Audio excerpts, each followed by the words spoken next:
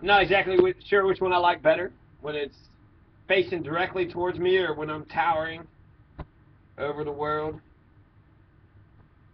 I kind of like this view. I like this view, but I gotta project it more, and I'm talking down. I don't know. All right, let's try this. So I want to repeat again. Section 4 of Kentucky's Constitution. You know, we got lots of things.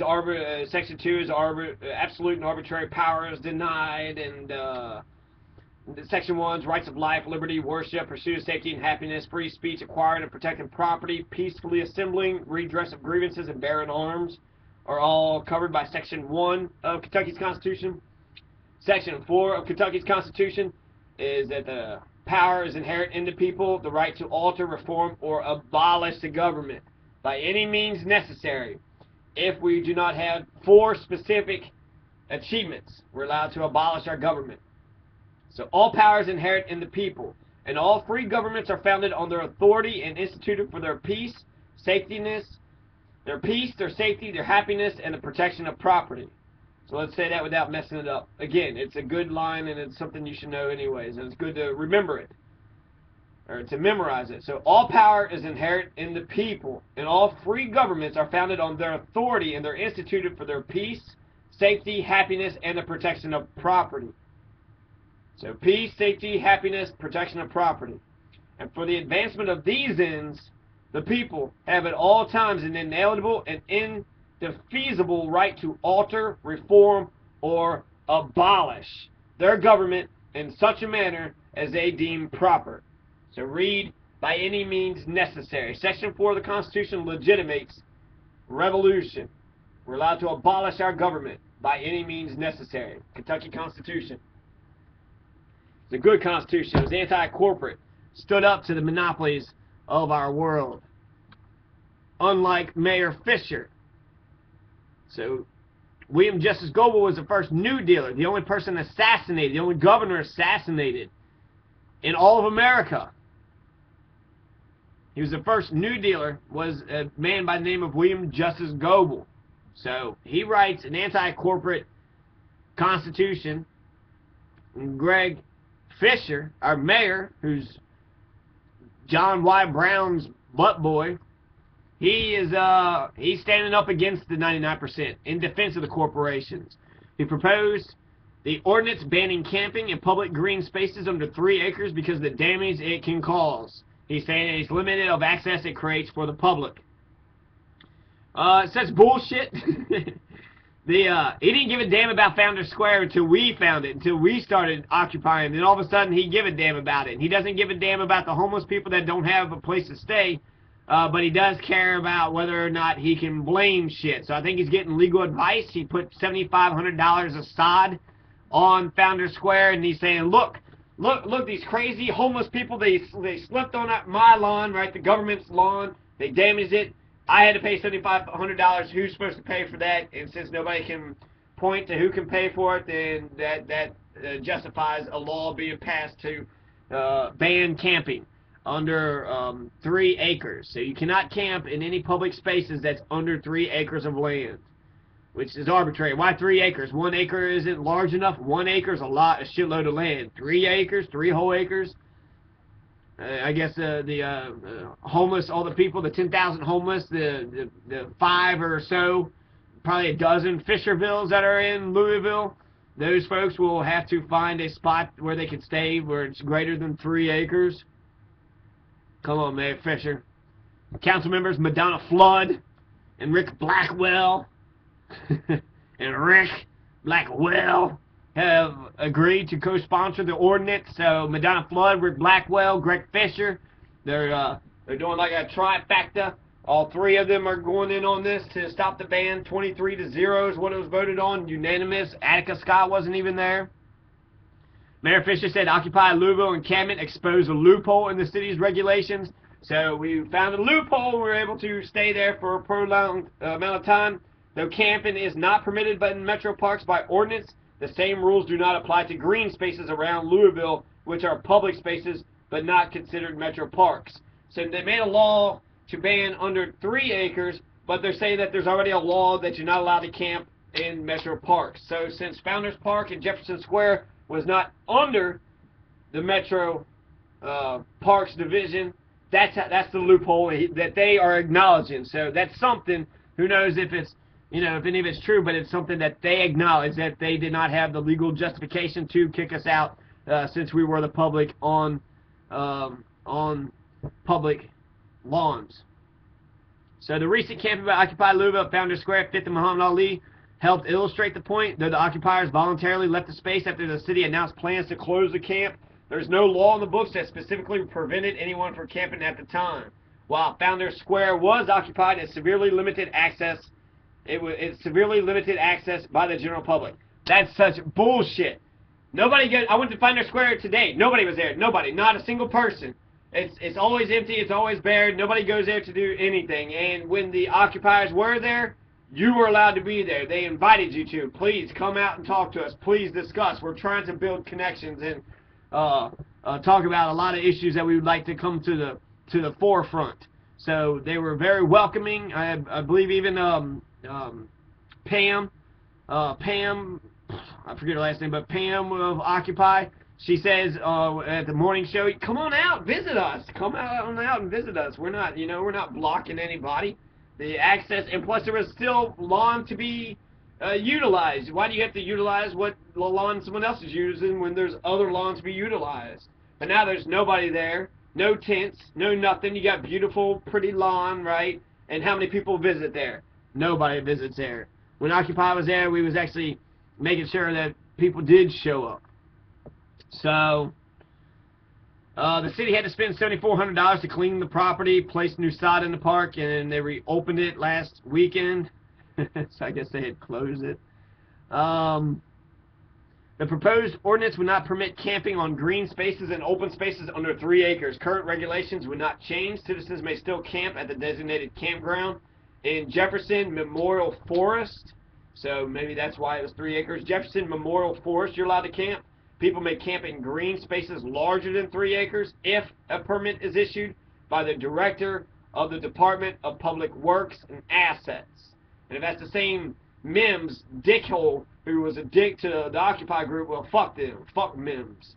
Director of the Department of Public Works and Assets, whoever that is. So, more bureaucracy. Some people are in charge, other people are not in this city. And who knows? The corporations are definitely in charge. Cordish companies, 4th Street Live, they got power. The people, the homeless, the working class, we are not told of any of the deals that's going on in Louisville. So Mayor Fischer's like, oh, people have the right, yeah, sure, to assemble and protest in green spaces, yada, yada, yada, blah, blah, blah. But they will not be permitted to camp overnight. That's Mayor Fischer's solemn vow. That's his activity this year, 2012, the year of revolution, the year to embrace. You're going to have Barack Obama, who's going to embrace the 99%, but Mayor Fischer is loudly and proudly standing up against the 99%. So, fuck you, Mayor Fischer. Fuck you. You want to stand up against the 99%? Well, it's time for America, and specifically it's time for Louisville to stand up together, out on the streets, and to demand change. When we have a strong movement, we have a backing, when we got a base of people that we can bring out and say, well, if you don't do as we say, well, we're gonna have demonstrations, we're gonna bring this issue to light, and we're gonna get the media involved, and you're gonna see the corruption that you're involved in, or any other ways that you can stand up and demand change. But when you have that popular support that comes out and they're ready to do it, the politicians understand that it's votes. The only thing a politician cares about is to get reelected. So if they can see that there's a lot of potential voters who don't like a certain issue, then they are more apt to change things. So sort of like FDR, I forgot who convinced him. FDR had said something like, okay, you convinced me of your point. I agree. There's lots of poverty, lots of homeless. We should do something about it. But I can't just do it myself. You got to go out there and you've got to make me do it. You've got to force me to do it. So he agreed with the points, but now he was saying, now you got to start, get the political power, get the people power behind you, and force other people's hands on this issue. And in fact, if you look at America, the entire history of America, when was the last time America stood up as a people, as a collective entity, as a democratic people? The last time was in the 1960s. And what happened with the 1960s? They stood up against the war, but who stopped the war? Not the anti-war movement. It was Nixon who stopped the war. So what did the 60s produce? What did we get out of the 60s? I'm not sure we got much. I feel like a lot of the hippies and a lot of the protesters ran back to the establishment. So what we have now, I think the 60s lost, but what we have now is a lot of people from the 60s who are in the game. They're in the institutions, and they have their childhood dreams of when they could have been somebody, when they could have done, dreamed up of a different world, a different, better world. But Louisville's own Hunter S. Thompson, he explained about the 60s, and it's one of his famous lines. It's one of the lines that he thought was, he really loved when he come up with it. But he was talking about California during the 60s, and he says this: "There was a madness in any direction at any hour, if not across the bay, then up the Golden Gate, or down 101 to Los Altos or La Honda, and you could strike sparks anywhere. There was a fantastic universal sense that whatever we were doing was right, that we were winning." And that, I think, was the the handle, that sense of inevitable victory over the forces of old versus evil. Not in any mean or military sense. We didn't need that. Our energy would just simply prevail. There was no point in fighting on our side or theirs. We had all the momentum. We were riding the crest of a high and beautiful wave. And now, less than 5 years later, you can go up on a steep hill in Las Vegas and look west. And with the right kind of eyes, you can almost see the high water mark, that place where the wave finally broke and rolled back. So he was talking about the feelings in the 60s, how it just seemed inevitable that they were going to win. It was just with the energy. They weren't doing the organizing. They weren't fighting for their side, our side. It was just peace, love, and then they eventually lost. So just because the history tends to, it looks like we're on the right side of history, the inevitability of history doing the right things, or the idea of good people doing the right things isn't, actually, in fact, history teaches the exact opposite. Most of the time, the good people do not win, and there's a lot of struggles, and there's a lot of fights, and very few successes. So that's why we should look at the successes and study them and analyze them and figure out how exactly to do what it is that they did. You can struggle and struggle your whole life and not succeed, at creating a new world, a new vision, a new idea of living, like a democracy, actually living in a democracy. There's no democracy anywhere. We can have democracy this year, in 2012, and it'd be consensus. So that's a pure democracy, which is how the democracy should be, a direct democracy, not where we just pick the politicians, but we actually pick the issues. So basically, nobody in America knows what a true democracy looks like.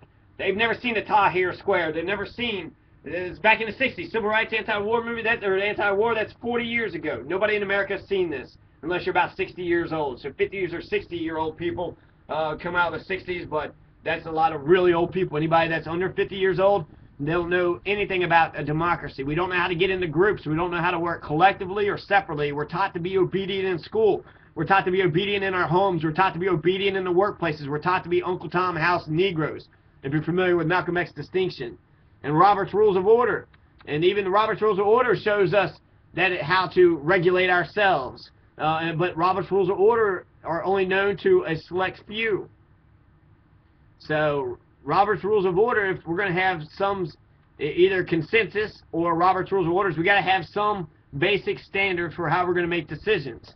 The fascists always say, well, we want law and order. That's what Nixon was elected on. The fact that he was reelected on law and order shows that people, they want change, but they don't want it to be crazy and anarchic. So you got to maintain order, and you got to maintain discipline.